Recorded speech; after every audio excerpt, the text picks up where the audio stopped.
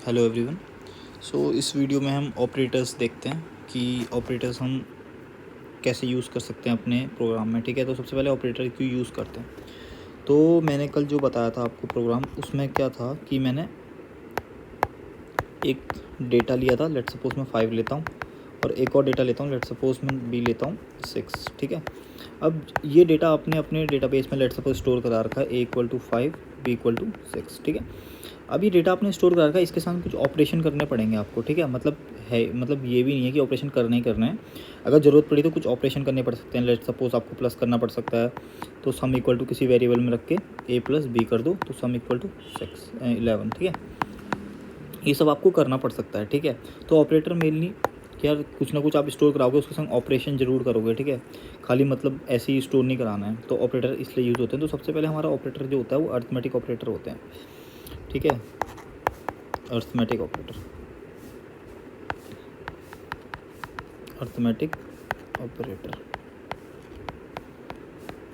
ठीक है, arithmetic operator में क्या क्या आते हैं, प्लस, माइनस, इनटू, डिवाइड और मॉड्यूलो। ठीक है, अब ये यूज़ कैसे होते हैं इसको डायरेक्ट प्रोग्रामिंग में देखते हैं। ठीक है, लेट सपोज मैं यहाँ पे एग्जांपल ही दे देता हूँ।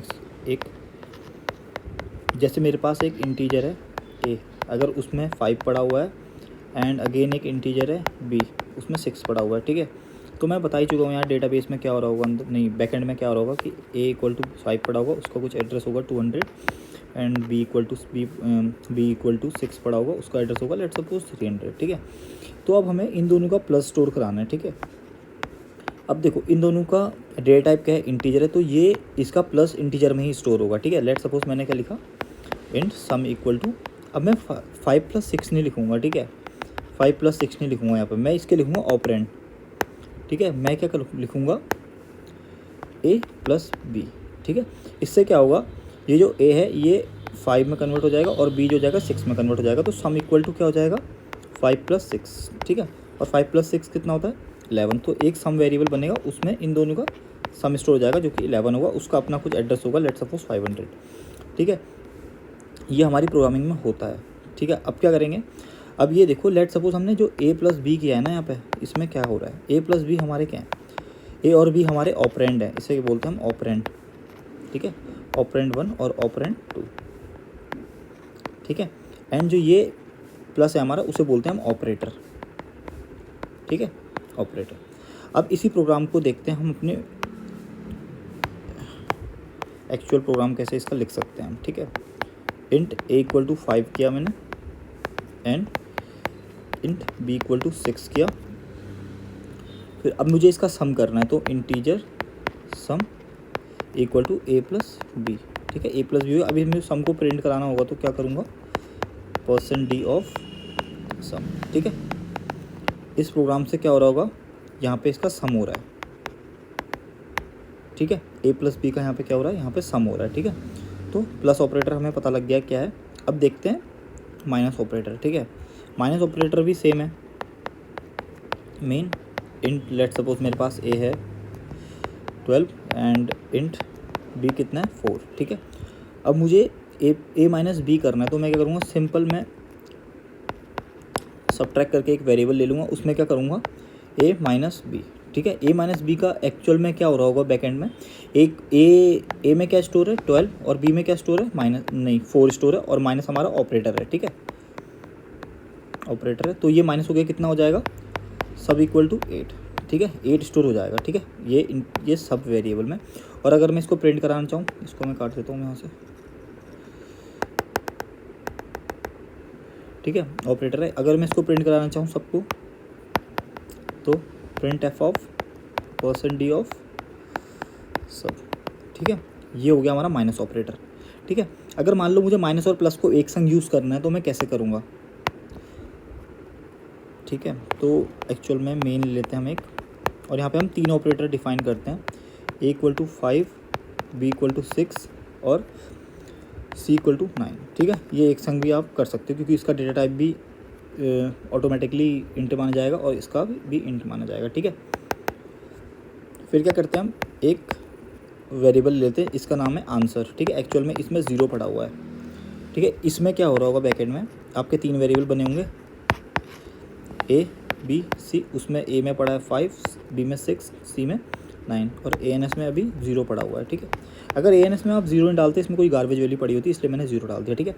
फिर आपने यहाँ पे क्या लिखा, ये यहाँ पे इसका बंद हो चुका है, यहाँ से यहाँ तक इसकी बॉडी है, तो आपने यहाँ पे क्या लिखा, A N S equal to A plus B minus C, ठीक है। आपने ये मतलब प्रोग्राम लिखा, तो ए का क्या है यहाँ पे डेटा, ए का 5 है, प्लस बी का डेटा क्या है 6 है, माइनस सी का डेटा क्या है 9, ठीक है। तो आपको ना एक बार ऑपरेटर में जब आप काम करोगे तो आपको प्रेसिडेंस देखने की ज़रूरत है, ठीक है। प्रेसिडेंस में इसकी अगले लेक्चर में बताऊंगा कि प्रेसिडेंस क्या होती है, ठीक है। तो प्लस और माइनस की जो अर्थमेटिक ऑपरेटर होते हैं उसकी प्रेसिडेंस प्लस और माइनस की सेम होती है, ठीक है। तो ये लेफ़्ट टू राइट एग्जीक्यूट करते हैं, ठीक है। तो 5 + 6 कितना होता है 11, 11 - 9 2, ठीक है। तो इसका आंसर आ जाएगा 0 से हट के 2, ठीक है। और इसका अपना कुछ एड्रेस होगा सारे वेरिएबल का, जैसे 200 है, 300, 400 एंड 500, ठीक है। फिर मैं क्या करूँगा, यहाँ पे प्रिंट करा दूँगा अपना क्या, print f of %d ANS, ठीक है। तो ANS में क्या प्रिंट हो जाएगा मेरा 2, ठीक है। इतना समझ में आया, प्लस माइनस तो समझ में आ चुका होगा, ठीक है। अब चलते हैं मेन अपने मल्टीप्लिकेशन पे, ठीक है। माइनस हो गया, मल्टीप्लिकेशन देखते हैं क्या है। वही करते हैं कि a इंट इक्वल टू 2 है और b इक्वल टू 5 है, लेट सपोज, ठीक है। तो मैंने क्या किया, इंट मल्टी एक क्या बनाया, अपना वेरिएबल बनाया और उसमें क्या कर दिया a इंटू बी, ठीक है। इससे क्या हो रहा होगा समझ में आ चुका आपको। यहाँ पे मैं कमेंट के लिखता हूँ 2 × 5, तो 2 × 5 कितना होता है 10 होता है। तो यहाँ पे प्रिंट करा दो, ये बताने की ज़्यादा नीड पड़नी नहीं चाहिए, वैसे मैथ में आपको पता ही है मल्टी, ठीक है। तो आंसर में क्या आ जाएगा, यहाँ पे आंसर में आ जाएगा आपका, आंसर में आ जाएगा 10, समझ में आया। अब इसका कैसे चल रहा होगा ब्रैकेट में ए बी और मल्टी, ठीक है। ए में क्या पड़ा हुआ है 2, बी में क्या पड़ा हुआ है 5, 5 × 2 10, समझ में आया, ठीक है। अब मान लो कि मुझे ये प्लस और ये मल्टीप्लिकेशन एक संग चाहिए और माइनस भी लेट सपोज एक संग चाहिए, तो मैं क्या करूँगा, तो मेरा मेन है, ठीक है। मैंने एक वेरिएबल डिफाइन किया a = 5, b = 6 and c = 2 let suppose, ठीक है। एंड मैं एक आंसर डिफाइन कर रहा हूँ, उसको मैं अभी कुछ वैल्यू देता हूँ, तो आंसर में गार्बेज वैल्यू पड़ी होगी, ठीक है। तो मैं ANS इक्वल टू लिखता हूँ b × a × b and plus c, ठीक है। तो इसका आंसर क्या होगा, ANS %d ऑफ ANS, ठीक है। इसका आंसर क्या होगा वो चेक करते हैं। लेट सपोज कि मेमोरी में ऐसे ये स्टोर हो होंगे A B and C and ये आंसर, ठीक है, A B एंड C, ठीक है, 5 6 एंड 2, 5 6 एंड 2। अब इसका आंसर आप यहाँ से निकाल ही सकते हो, ठीक है। तो डिवाइड और मल्टीप्लिकेशन को यहाँ पे ज़्यादा प्रेसिडेंस दी जाएगी एज़ कम्पेयर टू प्लस और माइनस, ठीक है। तो सबसे पहले इसमें क्या है, मल्टीप्लिकेशन ऑपरेटर, तो सबसे पहले मल्टीप्लिकेशन ऑपरेटर क्या होगा, सॉल्व होगा। तो इसका आंसर क्या आएगा 5 × 6 30, ठीक है। इसका आंसर 30 है, प्लस 30 के बाद फिर यहाँ पे ये हट के क्या आ जाएगा, यहाँ पे 30 आ जाएगा, फिर ये कहेगा 30 + 6, ठीक है 2 है, तो 32 इसका आंसर रहेगा। इसका यही रहेगा इंटू एन प्लस, ठीक है। 5 + 6 कितना होता है 30 + 2 32, तो आंसर इसका 32 हो जाएगा आंसर में स्टोर, ठीक है। इसका अपना अपना एड्रेस होगा 200, 300, 400 एंड 500, ठीक है। तो ये यहाँ पे ऐसे चलेगा। इसकी प्रेसिडेंस देखना, जब अर्थमेटिक ऑपरेटर चलेंगे ना, तो मल्टीप्लिकेशन और डिवीजन की क्या होती है, प्रेसिडेंस हाई रहती है, किससे, प्लस और माइनस से। तो पहले मल्टीप्लिकेशन ऑपरेटर सॉल्व होगा, देन प्लस ऑपरेटर सॉल्व होगा, ठीक है। अब अगला देखते हैं कि अगला क्या है। अगला है हमारा डिवाइड है, ठीक है, डिवाइड ऑपरेटर है। अब इसको देखते हैं इसका आंसर क्या है। लेट सपोज कि मेरे पास मेन है, ये अगर किसी को मेन का मतलब समझ में नहीं आया तो मैं डायरेक्ट लिखता हूँ, ठीक है। जैसे कि मान लो अगर एक बार पूरा प्रोग्राम लिखूँ मैं अच्छे से, has include stdio.h and int main, ठीक है, ये होगा। अगर मैं इंटीजर इक्वल टू 5 करूँ और b = 10 करूँ, ठीक है। अगर मैं ये कर रहा हूँ एंड मुझे डिवाइड करना है, ठीक है, तो आंसर क्या आएगा इसका, डिवाइड इक्वल टू b/a, ठीक है। इसका आंसर क्या रहेगा पहले वो देखते हैं। Print f of %d and जो आपने b बाई 5 किया था उसका आंसर रहेगा कितना, ये देखो b बाई a किया ना आपने, तो दैट मीन्स आपका a यहाँ पे a की वैल्यू कितनी है 5 है एंड b की वैल्यू कितनी है 10 है, तो 5 टू द 10 और यहाँ पे 0। तो ये देखो अब यहाँ पे थोड़ा ध्यान देना, जो डिवाइड का आंसर होता है ना वो यहाँ पे रहेगा और जो रिमाइंडर होता है वो यहाँ पे रहेगा, यानी जो ये हमारा रिमाइंडर है ना, जो ये जो परसेंटेज है इसको हम बोलते हैं रिमाइंडर एंड डिवीज़न, ठीक है। अब ये थोड़ा इम्पोर्टेंट चीज़ है रिमाइंडर, ठीक है। रिमाइंडर का जो आंसर रहेगा वो इस साइड पे रहेगा और डिवाइड का जो आंसर रहेगा जो ऊपर रहेगा, तो इसका आंसर क्या रहेगा, अभी इसका आंसर रहेगा 2, ठीक है, क्योंकि 2 डिवाइड करके क्या है हमारा 2 आया।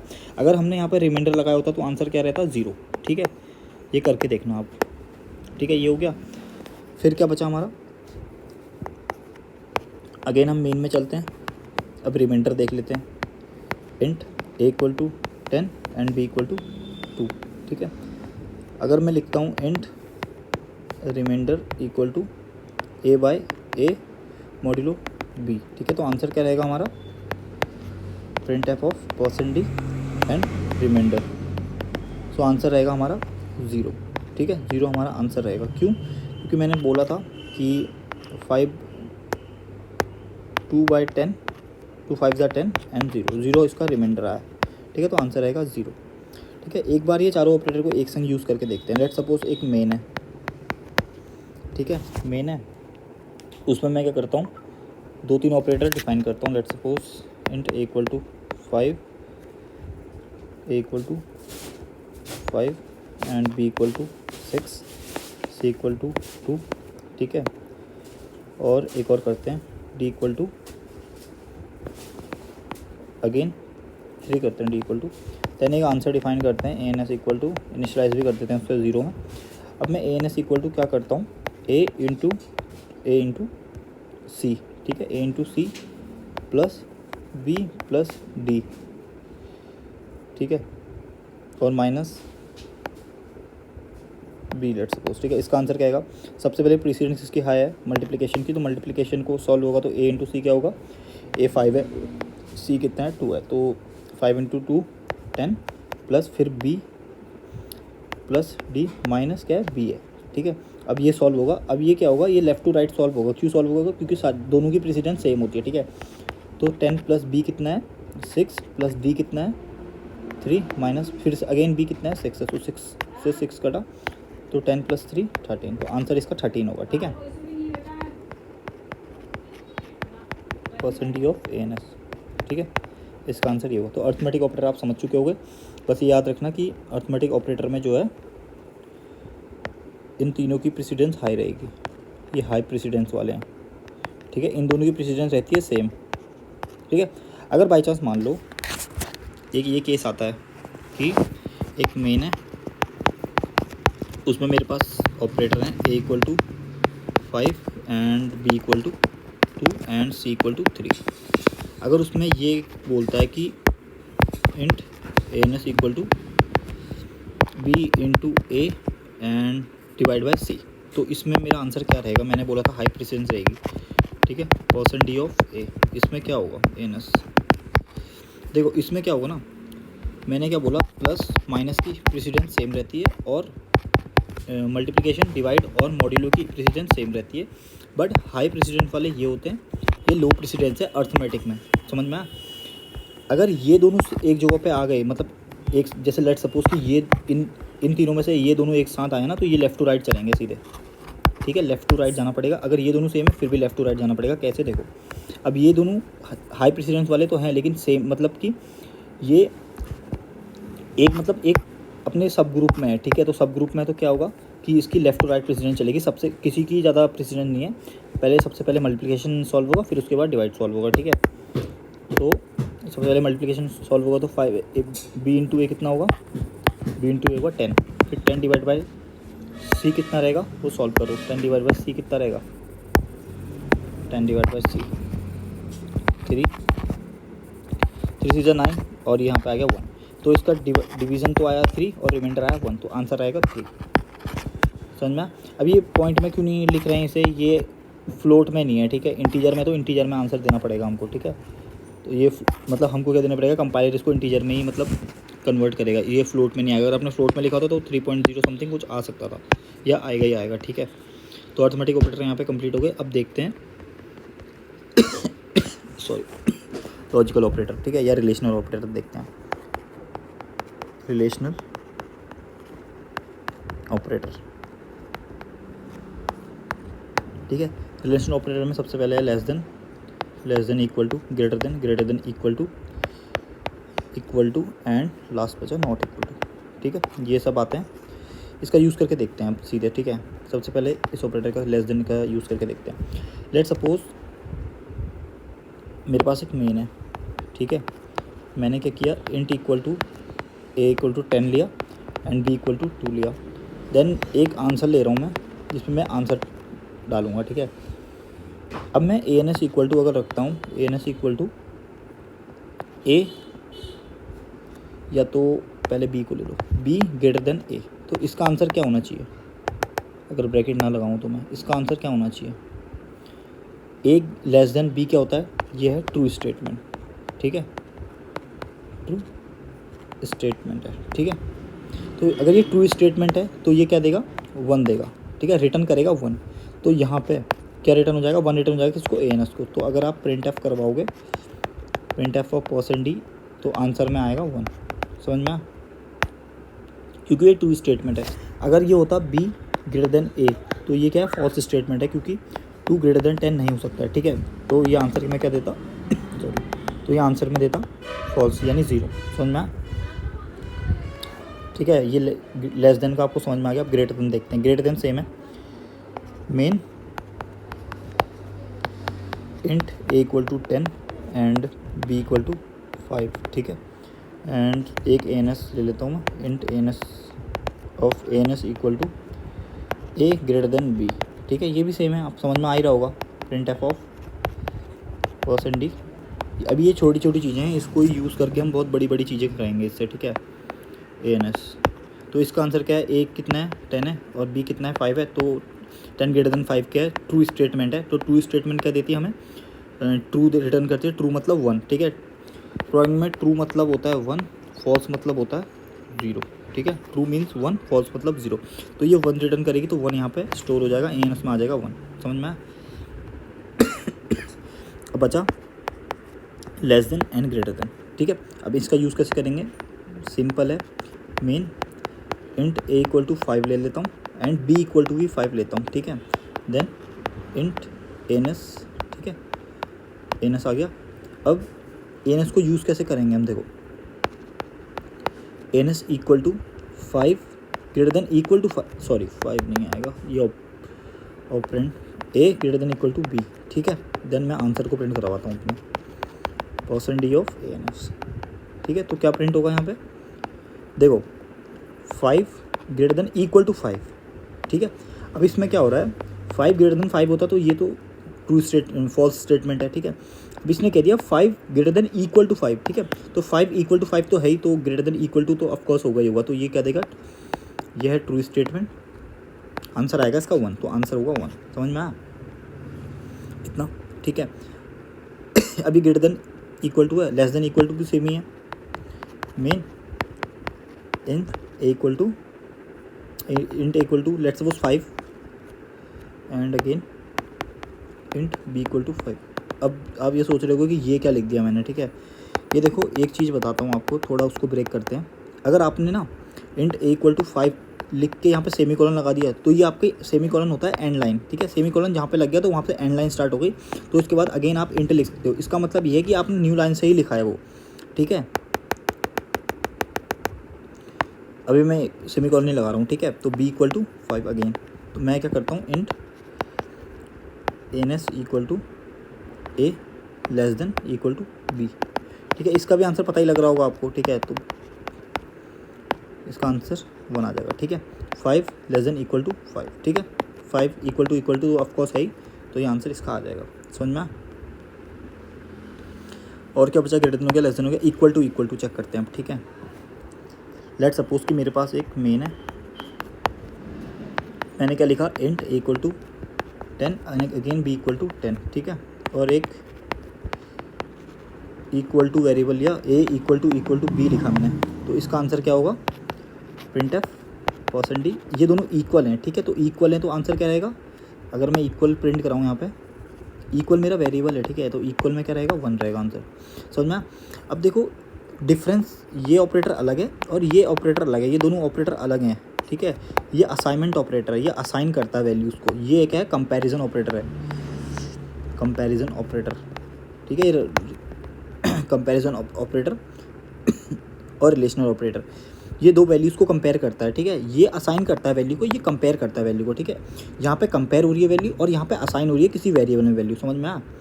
ठीक है। अब इन सब का ना एक संग तो यूज़ अभी कर नहीं सकते हैं, इसका थोड़ा कुछ और भी चीज़ देखनी पड़ेगी, ठीक है। एक ये बचा। अब एक बार एक और चेक कर लेते हैं, कोई फॉल्स स्टेटमेंट देखते हैं। Int a equal to 5 b equal to 10, ठीक है। अगर मैं लिखूँ ANS equal to b, answer क्या रहेगा, ऑफकोर्स ये फॉल्स स्टेटमेंट है, ठीक है। तो आंसर क्या रहेगा, यहाँ पे 0 आ जाएगा रिटर्न करके, ANS में क्या चले जाएगा 0।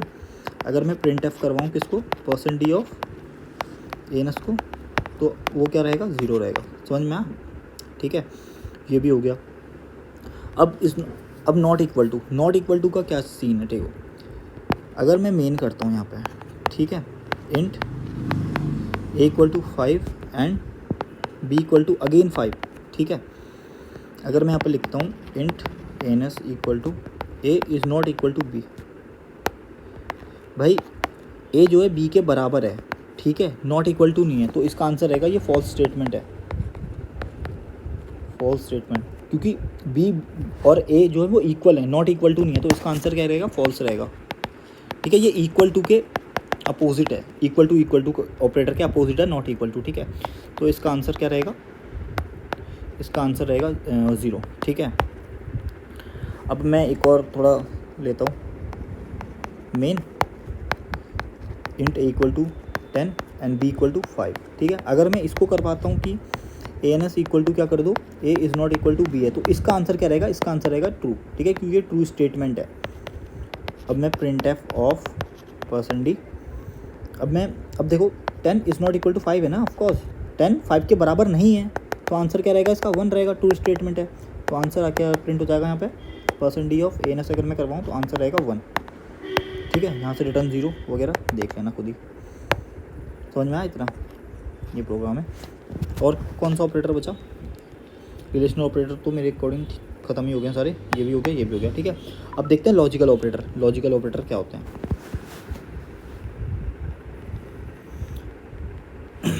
लॉजिकल ऑपरेटर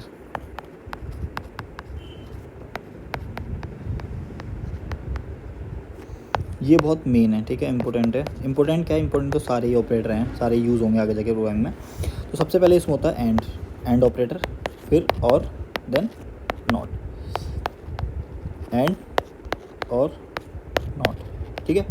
अब ये यूज़ क्यों हो रहे हैं, किन्हीं दो स्टेट में, जब लेट सपोज कि मैंने यहाँ पे लिखा कि ए इक्वल टू बी है, मैं दोनों कंपैरिजन एक संग करना चाह रहा हूँ, और यहाँ पे मैं लिखता हूँ कि ए ग्रेटर है बी से या नहीं है, नहीं ये स्टेटमेंट तो गलत हो जाएगी, ए ग्रेटर है सी से नहीं है, मैं ऐसे कुछ कंपैरिजन करना चाह रहा हूँ कि एक संग, ठीक है। तो इसके बीच में क्या लगते हैं, हमारे लॉजिकल ऑपरेटर लगेंगे, ठीक है, लॉजिकल ऑपरेटर। समझ में आया, लॉजिकल ऑपरेटर, ठीक है।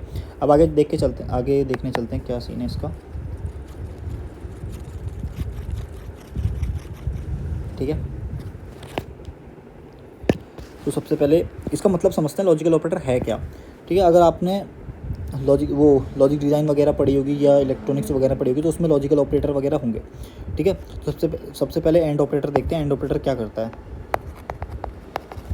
एंड ऑपरेटर लिखता हूँ खाली, ठीक है, ओपी। देखो एंड ऑपरेटर में क्या होता है, लेट सपोज ये स्टेटमेंट 1 है, ये स्टेटमेंट हुआ, और यहाँ पे स्टेटमेंट ए एंड बी आ रही है, ठीक है। अगर मैं इसका एक चार्ट बनाऊँ, ठीक है, अगर लेट सपोज की स्टेटमेंट 1 बी क्या है, 1 फॉल्स है, अगेन बी भी फॉल्स है, तो आंसर रहेगा फॉल्स, ठीक है। स्टेटमेंट 1 ट्रू है, बी फॉल्स है, तो आंसर रहेगा अगेन फॉल्स, ठीक है। अगर स्टेटमेंट 1 ट्रू है, अगेन सेकंड वाली भी ट्रू है, लेट सपोज कि ए भी ट्रू है बी भी ट्रू है, तो आंसर रहेगा ट्रू, ठीक है। और अगर स्टेटमेंट 1 फॉल्स है और फर्स्ट ट्रू है तो आंसर अगेन रहेगा 0, ठीक है, अगेन फॉल्स रहेगा। अब इससे समझ में क्या है, इससे समझ में ये है कि अगर हमारी ये भी कंडीशन ट्रू होनी चाहिए, ये भी कंडीशन ट्रू होनी चाहिए इस पूरे स्टेटमेंट को ट्रू होने के लिए, समझ में आया। ये देखो, ये चार्ट में देखो, ये स्टेटमेंट जब दोनों कंडीशन हमारी सेटिस्फाई हो रही हैं तब जाके ये हमें ट्रू दे रहा है, ठीक है। तो हमारी ये दोनों कंडीशन जो है वो ट्रू होनी चाहिए, समझ में आया। यहाँ पे लगाइए एंड ऑपरेटर, लॉजिकल एंड, ठीक है। जब दो कंडीशन हमारी ट्रू हैं तब जाके हमें क्या मिल रहा है, एक हमें ट्रू स्टेटमेंट मिल रही है, ठीक है। अब इसका वो देखते हैं, कोई एग्जांपल देखते हैं, ठीक है। मैंने बोला int equal to a equal to 5 है, बी इक्वल टू 10 है, सी इक्वल टू 1 है, लेट्स सपोज, ठीक है। अब मैं इसका आंसर देखना चाहता हूँ कि int A N S equal to answer क्या आएगा इसका। देखो, सबसे पहले मैं क्या कर रहा हूँ, बी ग्रेटर देन ए है, ऑफकोर्स बी ग्रेटर देन ए है, ठीक है। एंड बी ग्रेटर देन ए है और उसी के साथ साथ क्या है, सी लेस देन ए है नहीं है, मैं ये चेक करना चाह रहा हूँ, ठीक है। और इसका आंसर प्रिंट करवाना चाह रहा हूँ, print f of percent D of a N s, ठीक है। इसका आंसर क्या रहेगा, b greater than a, that means 10 greater than 5 तो है, ठीक है। उसी के साथ साथ सी 1 ग्रेटर देन 5 अगेन है, तो ये दोनों जब स्टेटमेंट ट्रू है, ये भी स्टेटमेंट ट्रू है, ये भी स्टेटमेंट ट्रू है, तो ये दोनों मिलके क्या रिटर्न करेगी, ट्रू रिटर्न करेगी। लेट सपोज रिटर्न करेगी 1, तो आंसर में क्या स्टोर हो जाएगा 1, तो आंसर आएगा 1 ट्रू, ठीक है। ट्रू नहीं आएगा, 1 आएगा, ठीक है, सॉरी, ठीक है। अब एक और कोई कंडीशन देखते हैं कि क्या होगी। अब एक चीज़ और देखना, अगर हमारी कोई, अब मैं कोड में समझाता हूँ, ठीक है। अगर लेट सपोज कि ये मेन है, ठीक है, यहाँ पे इंट ए इक्वल टू लिखा है 10, A equal to 10, B equal to 5, C equal to 1, ठीक है। मैं ये कंपेयर करना चाह रहा हूँ, ए एन एस मैंने यहाँ पे एक वेरिएबल डिक्लेयर किया, A N S equal to C greater है 10 से एंड बी लेस देन है ए से, या बी लेस देन है ए से, लेट सपोज, ठीक है। 10 का मतलब यहाँ पे ए होगा, ठीक है, 10 का मतलब ए या, और मैं यहाँ पे इसको प्रिंट करवाना चाहता हूँ ए को, परसेंट डी ऑफ ए, ठीक है। अब देखो कि सी ग्रेटर देन ए का मतलब है सी है 1 और ग्रेटर ए कितना है 10 है, ठीक है। तो ये कंडीशन तो हो गई फॉल्स, ठीक है। जब आपकी फर्स्ट कंडीशन ही फॉल्स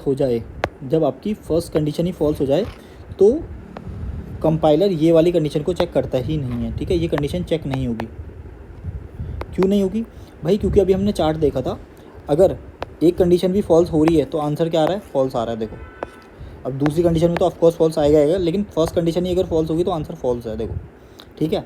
तो देखो, अगर ये फॉल्स हो गई तो भाई ये ट्रू हो भी जाए, ये स्टेटमेंट कोई फ़र्क नहीं पड़ेगा, ये आंसर रिटर्न करेगा फॉल्स ही, समझ में आया। क्योंकि अगर ये कंडीशन फॉल्स हो गई तो कोई फ़र्क नहीं पड़ता है कि ये ट्रू हो या फॉल्स हो, समझ में आया, क्योंकि ये इसका पूरा जो आंसर आएगा वो फॉल्स ही आएगा, ठीक है। तो ये डिपेंड करता है इस वाले में, फर्स्ट वाला क्या रिटर्न कर रहा है। अगर ये ट्रू रिटर्न करेगा तभी कंपाइलर इस वाली कंडीशन को चेक करेगा, अगर इसने फॉल्स रिटर्न कर दिया तो कंपाइलर ये वाली कंडीशन को चेक करेगा ही नहीं, क्योंकि कंपाइलर को पता है ना ये फॉल्स आ जाए या ट्रू आ जाए, स्टेटमेंट फॉल्स ही आनी है, समझ में आया। अब चलते हैं हमारे एंड और की तरफ, ठीक है। और में क्या है, देखो, और में भी एक बार हम उसका चार्ट बना लेते हैं, ए और बी, ठीक है, 0 0 0 1 1 0 1 1, ठीक है। ये इसका चार्ट है, ये स्टेटमेंट लिखी हुई है मैंने। अगर एक कंडीशन फॉल्स है दूसरी भी फॉल्स है तो आंसर आएगा फॉल्स, एक कंडीशन ट्रू है दूसरी भी ट्रू है, एक कंडीशन फॉल्स है दूसरी ट्रू है तो आंसर आएगा ट्रू, एक कंडीशन ट्रू है दूसरी फॉल्स है आंसर आएगा ट्रू, एक कंडीशन ट्रू है दूसरी भी ट्रू है आंसर आएगा ट्रू, ठीक है। इस वाले में क्या हो रहा है, और में अगर एक भी कंडीशन आपकी सेटिस्फाई हो जाती है तो आंसर क्या आता है, ट्रू आ रहा है, ठीक है। लेट सपोज आपने क्या बोला, आपने एक मतलब कि एक जिम खोला, उसमें क्या बोला, या तो बंद, चलो ये थोड़ा गलत हो जाएगा, ठीक है, इससे डायरेक्ट प्रोग्राम से देखते हैं, ठीक है। Int a equal to 10, B equal to 6 and c equal to 5, ठीक है। आपने क्या बोला भाई, इंट, पहले तो एक वेरिएबल ले लिया एनएस नाम का, ठीक है, एनएस आपने लिखा ns equal to a greater than b और सी ग्रेटर देन ए, ठीक है। इसका आंसर क्या रहेगा, परसेंट डी ऑफ एनएस। इसका आंसर क्या रहेगा, A greater than B, that means A greater than 10 greater than 6, ये तो ट्रू है कि स्टेटमेंट ट्रू है। लेकिन जब हम इसमें आएंगे ना, सी ग्रेटर देन ए, 5 ग्रेटर देन 10, ये स्टेटमेंट होगी फॉल्स। लेकिन मैंने क्या बोला था, अगर एक भी स्टेटमेंट ट्रू होती है तो आंसर क्या रहता है, ट्रू रहता है, ठीक है, और आंसर रहता है ट्रू, तो आंसर रहेगा ट्रू, यहाँ पे आंसर आएगा 1। समझ में आया। वैसे ही हम एक और चीज़ देखते हैं, इंट मेन। अब मैंने एंड वाले में तो बोला था कि अगर फर्स्ट कंडीशन फॉल्स हो जाए तो सेकंड कंडीशन चेक नहीं होती है, लेकिन इसमें क्या होता है, इसमें चेक होगी। क्यों होगी अभी देखते हैं, ठीक है। Int equal to 10, B equal to 5, C equal to 1, ठीक है। अगर मैं यहाँ पे int A N S equal to कुछ लिख दूँ तो A N S equal to क्या रहेगा, A less than C and sorry और सी और बी लेस देन ए, ठीक है। अगर ये स्टेटमेंट लिखी तो इसका क्या रहेगा, percent D of n s. देखो ये और है, ये सी है, ठीक है। तो ए कितना है अभी, 10 है, ग्रेड लेस देन 1, ठीक है। ये स्टेटमेंट क्या हो गई, ये तो फॉल्स हो गई। बट कंपाइलर ये भी चेक करेगा, क्योंकि कंपाइलर को पता है ना कि ये स्टेटमेंट भाई हमें ट्रू या फॉल्स रिटर्न करेगी, ठीक है। तो डिपेंड करता है ये वाली कंडीशन पर। अगर ये फॉल्स हो गई तो कंपाइलर डायरेक्ट फॉल्स रिटर्न नहीं करेगा, वो एंड का सीन था, ठीक है। अब कंपाइलर क्या करेगा, इसको भी चेक करेगा, तो इसमें अगर फॉल्स या ट्रू आ गई उसके अकॉर्डिंग डिसाइड होगा कि ये स्टेटमेंट ट्रू होनी है या फॉल्स होनी है। अगर मान लो ये ट्रू हो गया तो फॉल्स एंड ट्रू क्या रिटर्न करता है, ट्रू रिटर्न करता है, तो आंसर रहेगा ट्रू, ठीक है। और अगर यहाँ से भी फॉल्स रिटर्न हो गई तो फॉल्स और क्या रिटर्न करता है, फॉल्स रिटर्न करता है, तो आंसर रहेगा फॉल्स। समझ में आया। एंड के लिए क्या होता है, पहले वो चेक करते हैं। एंड के लिए अगर कंडीशन ट्रू है तभी जाके ये वाली स्टेटमेंट रन होती है, ठीक है। अगर ये फॉल्स है और ये कंडीशन रन नहीं होगी, ठीक है, रन नहीं होगी। और के लिए क्या होता है, अगर ये ट्रू है और हाँ, और में क्या होता है, अगर ये ट्रू है तो ये कंडीशन रन नहीं होगी, और में अभी क्यों नहीं होगी ये बताता हूँ। और में अगेन क्या होता है, अगर ये फॉल्स है तो ये कंडीशन रन होगी, ठीक है। इस वाले का नहीं देखा है, इस वाले का चेक करते हैं क्या होता है। Main int a equal to 10, B equal to 5, C equal to 2, ठीक है। Then a equal to n S equal to कुछ नहीं है, तो एन एस इक्वल टू क्या है, कौन सा वाला था, ट्रू वाला ना। तो ए अगर ग्रेटर है बी से एंड सी ग्रेटर है ए से, ठीक है। अगर मैं इसको प्रिंट करवाना चाहता हूँ तो क्या होगा, percent D of n s. देखो ए ग्रेटर है बी से का मतलब क्या है, 10 ग्रेटर देन 5, ठीक है। ये कंडीशन क्या हो गई, ट्रू हो गई। अब कंपाइलर इसको चेक नहीं करेगा, क्योंकि कंपाइलर को पता है ना, अगर ये ट्रू आ जाए या फॉल्स आ जाए, ये वाली सिर्फ ये वाला स्टेटमेंट ट्रू या फॉल्स आ जाए तो इसको कोई फ़र्क नहीं पड़ने वाला, क्योंकि इसने क्या दे दिया है, सॉरी यहाँ पे एक चीज़ दिक्कत हो गई, यहाँ पे एंड है और है, सॉरी, ठीक है। कंपाइलर को पता है कि अगर ये ट्रू या फॉल्स आ जाए इस पर कोई फ़र्क नहीं पड़ने वाला, क्योंकि इसने अपना ट्रू रिटर्न कर दिया। क्योंकि जो हमारा और है वो क्या करता है, ट्रू और ट्रू पे क्या करता है, ट्रू रिटर्न करता है, ट्रू और फॉल्स पे ट्रू रिटर्न करता है, फॉल्स और ट्रू पे अगेन फॉल्स और ट्रू पे अगेन ट्रू रिटर्न करता है, फॉल्स और फॉल्स पे क्या करता है, फॉल्स रिटर्न करता है, ठीक है। ये समझो, अगर ये देखो, ये अगर फॉल्स है और ट्रू है तो आंसर, ये अगर ट्रू है तो ट्रू आंसर आ रहा है ट्रू, ये अगर ट्रू है, ये फॉल्स हो या ट्रू हो, आंसर क्या आएगा, ट्रू ही आएगा। समझ में आया। तो यहाँ पे वही हो रहा है। अगर एक बार ये स्टेटमेंट ट्रू हो गई तो ये चेक नहीं होगी, क्योंकि ये ट्रू आ चुका है। अगर ये फॉल्स आए या ट्रू आए इसको कोई फ़र्क नहीं पड़ने वाला, ये आंसर में ट्रू रिटर्न करेगा, तो आंसर आया ट्रू, ठीक है। ये स्टेटमेंट याद रखना तो समझ में आ जाएगा, ठीक है। अब क्या बचा, अब बचा हमारा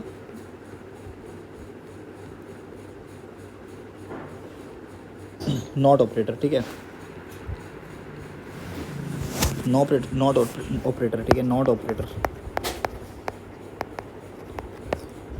नॉट ऑपरेटर हमारे आउटपुट को पलट देता है, ठीक है। नॉट ऑपरेटर कैसे करता है, ये ए स्टेटमेंट है, ये ए को पलट देगा, जैसे 1 को 0 कर देगा, 0 को 1 कर देगा, ठीक है। अब इसका एक बार प्रोग्राम देख लेते हैं। लेट्स सपोज कि ये मेन है, हमने लिखा ए इक्वल टू 5, ठीक है, ए इक्वल टू 5, और यहाँ पे int n S equal to कुछ नहीं लिखा, तो एन एस इक्वल टू अगर मैं लिखता हूँ नॉट ए, तो ये क्या करता है भाई, मैंने क्या बोला, ये ट्रू स्टेटमेंट को फॉल्स कर देता है और फॉल्स को ट्रू कर देता है, ठीक है, ये बोला। तो अभी 5 क्या है, देखो 0 होता है फॉल्स, और 0 के अलावा कुछ भी लिखा है वो सब होगा ट्रू। 0 5 1 2 3 4 5 6 7 8 9 10 कुछ भी लिखा है वो होगा ट्रू, ठीक है, 0 के अलावा। तो अभी हमने क्या लिखा है यहाँ पे,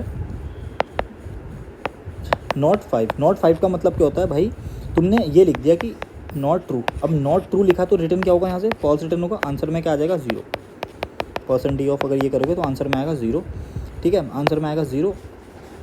अगर आपने यहाँ पे क्या करा होता, इंट a = 0 करा होता, और यहाँ पे आप प्रिंट कर, सॉरी एनएस लेना पड़ेगा। अगर आप एनएस = प्रिंट करवाते नॉट a, तो ये क्या एक्चुअल में बोल रहा है, not of false. Not of false का मतलब इसको पलट दो, ये फॉल्स को पलट के क्या कर दो, ट्रू कर दो, तो आंसर आएगा 1, % ऑफ 1, ठीक है, आंसर आएगा 1, ठीक है। तो ऑपरेटर हमारे सारे हो चुके हैं, ठीक है। अब हमारा क्या बचा है, हमारे एक असाइनमेंट ऑपरेटर बचा है, वो कर लेते हैं। फिर हमारे 2 ऑपरेटर और बचेंगे, bitwise operator and ternary operator. Bitwise operator मैं थोड़े दिन बाद करवाऊंगा, उससे पहले मैं एक लेक्चर लूँगा जिसमें बिटवाइज ऑपरेटर समझ में आएगा, ठीक है। अभी बिटवाइज ऑपरेटर मैं कराऊंगा, समझ में नहीं आएगा, क्योंकि उसके लिए बाइनरी जो नंबर्स होते हैं उसकी नॉलेज होनी चाहिए, ठीक है। अब असाइनमेंट ऑपरेटर देखते हैं, ठीक है। असाइनमेंट ऑपरेटर क्या है, देखो जो भी हमारे अर्थमेटिक ऑपरेटर थे ना, अर्थमेटिक ऑपरेटर, जो भी हमारे अर्थमेटिक ऑपरेटर थे उसमें क्या था, plus minus divide modulo and multiplication, ठीक है, ये सब था। अगर मैं एक प्रोग्राम लिखूं, मेन इंट a = 5, अगर मैं a को इंक्रीमेंट करना चाहूँ तो क्या कर सकता हूँ, मतलब a अभी 5 है, a को 6 करना चाहूँ तो क्या कर सकता हूँ, तो मैं लिखूँगा a = a + 1, ठीक है, जिससे क्या होगा, a में क्या पड़ा है, 5 पड़ा है, प्लस 1 कितना हो जाएगा, 5 + 1 6, तो a में क्या आ जाएगा, 6 आ जाएगा, ठीक है। तो यहाँ से कट के 6 आ जाएगा, ठीक है। तो a = a + 1, ठीक है। ये इसे क्या बोलते हैं, ये a का इंक्रीमेंट हो गया, ठीक है, इंक्रीमेंट हो गया। अगर मैं प्रिंट एफ करूँगा किसको, % ऑफ a को, तो आंसर आएगा 6, समझ में, ठीक है। वैसे ही अगर मैं a = a+ अगेन ये करूँगा तो ये 2 बार हो जाएगा, तो आंसर क्या आएगा, 7 आ रहा होगा, ठीक है यहाँ पे। तो इसको हटाओ यहाँ से, ठीक है। अगेन मेन में चलते हैं, ठीक है। देखो हम क्या कर रहे हैं, a को यहाँ पे 2 बार लिखना पड़ रहा है हमें, ठीक है। a को यहाँ पे 2 बार ना लिखना पड़े उसके लिए असाइनमेंट ऑपरेटर लगे पड़े हैं, ठीक है। वो कैसे होते हैं, काम करते हैं वो देखो। a = लेट्स सपोज 5 है, ठीक है, लेट्स सपोज 5 है। मैंने क्या करना है, plus equal to assignment operator होते हैं हमारे, ठीक है। ये हमारे अर्थमेटिक ऑपरेटर हैं। अगर मुझे असाइनमेंट ऑपरेटर लगाने हैं तो अर्थमेटिक इक्वल टू लगाने पड़ेंगे, ठीक है, अर्थमेटिक = 1। इसका अगर हम तोड़ें इसको, तो कि इसका एक्चुअल में यही होता है कि a = a + 1 बोलते हैं इसको, ठीक है। तो अगर आप % ऑफ ये करोगे तो आंसर आएगा आपका a, आंसर आएगा, अगर a को प्रिंट कराओगे आंसर आएगा 6, ठीक है। असाइनमेंट ऑपरेटर यही होते हैं। अगर देखो अर्थमेटिक ऑपरेटर है, उसका असाइनमेंट ऑपरेटर क्या होगा, प्लस इक्वल टू नेगेटिव है, minus equal to divide equal to modulo equal to, और मल्टीप्लिकेशन इक्वल टू, ठीक है। इन सब का यूज़ करके देख लेते हैं एक बार। इसका तो यूज़ कर लिया है, इसका यूज़ करके देखते हैं एक बार। तो मेन इंट a = अगर मैं 5 लिखता हूँ, ठीक है, और a मल्टीप्लिकेशन इक्वल टू 2 लिखता हूँ, तो इसका आंसर क्या रहेगा, % ऑफ a, इसका आंसर क्या रहेगा। इसको अगर तोड़ेंगे हम तो क्या आएगा, a = a multiply by b, नहीं सॉरी 2, ठीक है। तो a कितना अभी हमारा 5 है, 5 × 2 कितना होता है 10, तो आंसर रहेगा 10, ठीक है। इसको तोड़ना कैसे है वो देखो, a = a × b, ये यहाँ पे ऑपरेटर पता कैसे लगेगा, क्या है जो यहाँ पे ऑपरेटर है, ठीक है, और a यहाँ पे a वही आएगा जो यहाँ पे पढ़ रहा है, ठीक है। और सारे ऑपरेटर ऐसे ही हैं, अगर इसमें आप असाइनमेंट ऑपरेटर लगाओगे ना, सारे वही हैं। इसको क्या होता है, थोड़ा शॉर्टकट बनाने के लिए असाइनमेंट ऑपरेटर लाएगा कि हमें ये ना लिखना पड़े, डायरेक्ट हम इसको लिख दें, ठीक है। जो अगली वीडियो में मैं पढ़ाऊँगा वो पढ़ाऊँगा increment operator and decrement operator, ठीक है, जिसको बोलते हैं हम ये यूनरी ऑपरेटर, ठीक है, यूनरी ऑपरेटर। अब 2 ऑपरेटर और बचेंगे इसके बाद, टर्नरी और बिटवाइज ऑपरेटर, वो हम अगली वीडियो में देखेंगे, ठीक है। फिर आगे वीडियो में बहुत सारी चीज़ें आने वाली है, लूप वगैरह, कंडीशनल स्टेटमेंट लिखेंगे हम, इफ एल्स का यूज़ करेंगे, लूप लिखेंगे, तीनों टाइप के लूप वगैरह देखेंगे। तो वहाँ पे हमारा लेक्चर काफ़ी अच्छा होने वाला है। अभी के लिए क्या मतलब सही जा रहा है, कुछ दिक्कत हो रही है पढ़ने में तो बताएं, कहीं पे प्रॉब्लम है तो बताएं। और ये स्लाइड अगर आपको चाहिए जो मैं लिख रहा हूँ तो कमेंट करें, मैं स्लाइड डाल दूँगा डिस्क्रिप्शन में, ठीक है। Thank you.